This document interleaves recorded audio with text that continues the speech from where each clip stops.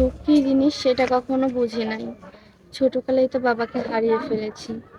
এখন বিয়ের বয়স হয়েছে, অনেকেই দেখতে আসে, বিয়ে করতে চায় কিন্তু যৌতুকের কারণে বিয়ে হচ্ছে না। ভাইয়াদের প্রতিবেদন অফিসে এসে অনেক তো ভিডিও দিলাম, অনেকেই ফোন দেয়, কথাবার্তা বলে, কিন্তু দিন শেষে কেউই দায়িত্ব নেয় না। এমনকি কেউ নেই যে এতিমের পাশে এসে দাঁড়াবে, এতিমের দায়িত্ব নেবে। এমন যদি কোনো ভাই থেকে থাকেন তাহলে ভাইয়াদের সাথে যোগাযোগ করবেন। আমার নাম সাথী আক্তার, আমার বয়স 20 বছর, আমার দেশের বাড়ি ফরিদপুর ভাঙ্গা। আসসালামু আলাইকুম আপু। ওয়ালাইকুম আসসালাম। আপু কেমন আছেন? জি আলহামদুলিল্লাহ ভালো। আমাদের এখানে কেন এসেছেন? বিয়ের জন্য। কেমন মনের মানুষ চাই? চাই একটা ভালো মনের মানুষ। শুধু ভালো মনের মানুষ হলেই হবে নাকি তার টাকা পয়সা গাড়ি বাড়ি থাকতে হবে?